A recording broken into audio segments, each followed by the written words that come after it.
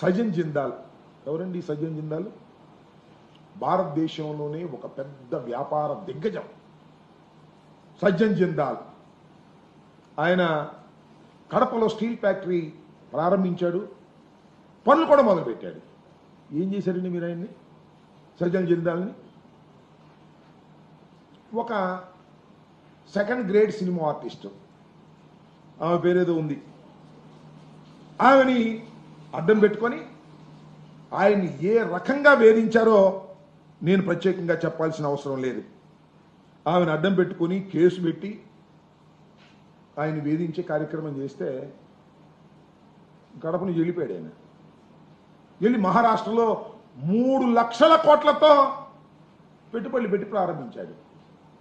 ఆ కేసులో మీరు ఏ విధంగా ఒక హీరోయిన్ అని చెప్పబడి ఆమెని, బాంబేకి సంబంధించిన ఆమెని అడ్డం పెట్టి కేసు పెట్టి, ఒక పక్కన సజ్జన్ జిందాల్ లాంటి వారిని బెదిరించే కార్యక్రమం, భయపెట్టే కార్యక్రమం, వారిని వేధించే కార్యక్రమం, దానితో పాటు 3 ఐపీఎస్ ఆఫీసర్లు, ఇండియన్ పోలీస్ సర్వీస్లో ఉన్నటువంటి 3 ఐపీఎస్ ఆఫీసర్ని సస్పెండ్ చేశారు. సరే, ఇద్దరు ఏదో వెళ్ళారు, బెయిల్ తెచ్చుకున్నారు, అది వేరే అంశం. కానీ ఒక ఐజీ ర్యాంకుకు సంబంధించినటువంటి అధికారి ఇవాళ కూడా జైల్లో ఉన్నాడు. ఎప్పుడు లేదు, భారతదేశ చరిత్రలోనే లేని విధంగా తీసుకెళ్లి మీరు ఆయన లోపల పెట్టి వేధించేటటువంటి కార్యక్రమం చేస్తున్నారు. ఒకవైపున వికాటుకు సంబంధించినటువంటి ఫైనాన్స్ సెక్రటరీని అరెస్ట్ చేస్తారు, సజ్జన్ జిందాల్ని లేనిపోని కేసులు పెట్టి వేధించి ఆయన ఇక్కడి నుంచి లేకోకుండా చేస్తారు. ఈ విధంగా ఇండస్ట్రియలిస్టుల మీద, జగన్మోహన్ రెడ్డి గారి మీద కోపంతోనో, వైఎస్ఆర్ కాంగ్రెస్ పార్టీ మీద కోపంతోనో, మళ్ళా వైఎస్ఆర్ కాంగ్రెస్ పార్టీ అధికారంలోకి వస్తుందనే భయంతోనో మీరు ఇండస్ట్రియలిస్టుల మీద ఈ రకమైన దాడులు చేసేటటువంటి కార్యక్రమం చేస్తున్నారు. ఒక విధంగా కక్షపూరితంగా అలా చేస్తుంటే మీ కూటమి ఎమ్మెల్యేలు, కూటమి మంత్రులు ఇండస్ట్రియలిస్టుల మీద దాడులు చేసి డబ్బులు తీసుకునే కార్యక్రమం. చందాలు కాదు, చందాలు అయితే పర్లేదు, చందాలు అంటే వాళ్ళు ప్రేమతో ఇచ్చేయి. రౌడీ మావుళ్ళు ఎంత దుర్మార్గం అండి. తాడిపత్రిలో అల్ట్రాటెక్ సిమెంట్ పరిశ్రమ ఉంది, అందరికీ తెలుసు. ఏం జరుగుతుందండి దానిలో? మీ బీజేపీ కూటమి ఎమ్మెల్యే గారు మీకు అప్పుడు మంత్రిగా చేశారు, ఆదినారాయణ రెడ్డి గారు, అల్ట్రాటెక్ సిమెంట్ని పరిశ్రమ మీద ఫిర్యాదులు చేశారు. ఎందుకంటే ఫిర్యాదులు ఏమైనా అన్యాయం జరుగుతుందా? కాదు, కప్పం కట్టలేదని, డబ్బులు ఇవ్వలేదని, రౌడీ మామూలు ఇవ్వలేదని, దాని మీద ఒక సిఐ నరేష్ బాబు అనే అతన్ని అడ్డం పెట్టుకొని వారికి సప్లై చేస్తున్న ముడి సరుకుని సప్లై చేస్తున్నటువంటి ట్రాన్స్పోర్ట్కి సంబంధించినటువంటి వారి మీద సీజ్ చేశాడు. సీజ్ చేస్తే ఏం చేస్తారు? ట్రాన్స్పోర్ట్ చేసేవారు వేరే ఉంటారు. అవి సీజ్ చేస్తే ఏం చేస్తారు ట్రాన్స్పోర్ట్ అధికారులు? ఆ ప్రైవేట్ కంపెనీ ట్రాన్స్పోర్ట్ చేయటం, సప్లై లేదు. సప్లై లేకపోతే ఏమైంది? తాడిపత్రి అల్ట్రాటెక్ సిమెంట్ ఫ్యాక్టరీ మూసివేసేటటువంటి పరిస్థితికి వచ్చేసింది. ఒక పక్కనేమో మేక్ ఇన్ ఇండియా, మన దేశంలో అద్భుతమైనటువంటి ఉత్పత్తులు జరగాలనేమో ప్రధానమంత్రి గారు చెబుతాడు.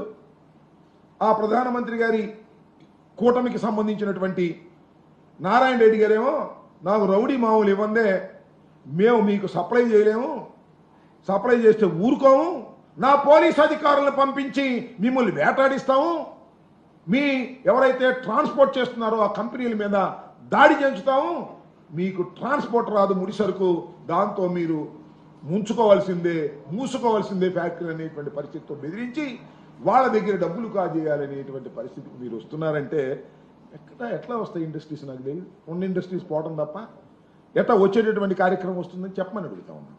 అంతేకాదు, ఆదాని హైడ్రో పవర్, ఇది గండికోటకు సంబంధించి ఆ రిజర్వాయర్లో ఆ హైడ్రో పవర్ చేసుకునేటువంటి కంపెనీ మీద మళ్ళీ ఆదినారాయణ రెడ్డి గారే, ఆయన సోదరులు, ఆ వర్క్లన్నీ మాకేవ్వండి, ఇంకోటికి ఇస్తే మేము ఒప్పుకోం అని డైరెక్ట్గా వాళ్ళ ఆఫీసుల మీద దాడి చేశారండి. ధ్వంసం చేశారు, మాట్లాడినోళ్ళు లేడు. పోలీసులు నీకు అనుకూలంగా ఉంటారు, ఆ ఇండస్ట్రీకి అనుకూలంగా ఉండరు. డబ్బులు ఇస్తే సెటిల్ చేసుకుంటావు. ఏమిటి అన్యాయం? ఇలాంటి దుర్మార్గమైనటువంటి కార్యక్రమాలు ఆంధ్రప్రదేశ్లో ఏ ఇండస్ట్రీ ఉన్నా ఆ ఇండస్ట్రీ కూటమి ఎమ్మెల్యేలకో కూటమికో కప్పం చెల్లించకపోతే నీ ఇండస్ట్రీ జరగదు అనేటువంటి పద్ధతుల్లో మీరు వ్యవహరిస్తున్నారే. అక్కడ దాకా ఎందుకు పల్నాడు రండి. పల్నాడులో గురజాల్లో ఎరపతినేని శ్రీనివాస్ గారు ఉన్నాడు, ఒక ఆయన ఎమ్మెల్యే గారు. భవ్య సిమెంటు, చెట్టినాడు సిమెంటు ఉన్నాయి. వాళ్ళు కప్పం కట్టలేదంట, డబ్బులు ఇవ్వలేదంట. మేము ఎలక్షన్లో ఖర్చు పెట్టాం, ఆ డబ్బులన్నీ మీరు ఇవ్వండి అంటారు. ఆ ఎలక్షన్లో ఖర్చు పెట్టాం, ఆ డబ్బులన్నీ మీరు ఇవ్వండి, ఇస్తేనే మీ ఫ్యాక్టరీలు నడుస్తాయి, లేకపోతే నడవు. ఎరపతినేని గారు మనుషులు వెళ్తారు, దాడులు చేస్తారు, ఆ డ్రైవర్ల మీద దాడులు చేస్తారు, ముడి సరుకు సప్లై చేయడానికి వీల్లేదంటారు. అంతే. భవ్య సిమెంట్స్, చెట్టినాడు సిమెంట్స్ ఒకటి 50 రోజులు, ఒకటి 30 రోజులు మూలబడిపోయింది, ఉత్పత్తి ఆగిపోయింది. ఏంటి అన్యాయం? పల్నాడులో, ఆంధ్రప్రదేశ్లో అనేక చోట్ల ఉన్నటువంటి ఫ్యాక్టరీలు మూతబడిపోయేటటువంటి పరిస్థితికి ఇవాళ కూటమి ప్రభుత్వం వల్ల జరుగుతూ ఉంటే ఎక్కడి నుంచి వస్తాయి ఇండస్ట్రీస్ చెప్పండి, నేను అడుగుతా ఉన్నా. ఒక్క ఇండస్ట్రీ కూడా వచ్చే పరిస్థితి లేదు కదా. ఉన్న ఇండస్ట్రీసే భయపడేటటువంటి పరిస్థితికి ఏర్పడతా ఉంది. అంతేకాదు, యూబీ బీర్ల ఫ్యాక్టరీ, స్పిరిట్స్లో యూబీ అనేది ది టాప్ ఫ్యాక్టరీ స్పిరిట్స్ తయారు చేయటంలో.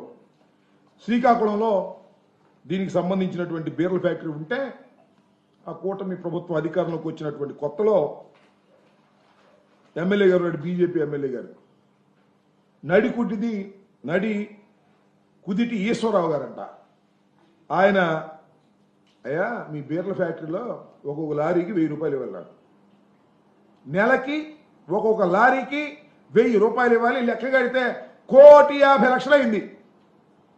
నెలకి 1,50,00,000 నెలకి ఇస్తేనే కుదురుతుంది, లేకపోతే కుదరదు అని వాళ్ళ మీద దౌర్జన్యానికి వెళ్ళాడు. యూబీ స్పిరిట్స్ సంబంధించినటువంటి వరల్డ్ వైడ్ కంపెనీ దాని మీదకి వెళ్ళి దాడి చేసి వాళ్ళ భయపెట్టి ఈ రకంగా చేస్తే ఏం చేయాలని అడుగుతా ఉన్నా. దాని టర్నోవర్ 10,000 కోట్ల రూపాయలు. Such a beautiful company. దాని మీద కూటమికి సంబంధించినటువంటి ఎమ్మెల్యేలు, మంత్రులు దాడులు చేసి మాకు డబ్బులు ఇవ్వండి, మాకు డబ్బులు ఇవ్వండి అంటే ఏం చేయని అడుగుతా ఉన్నా.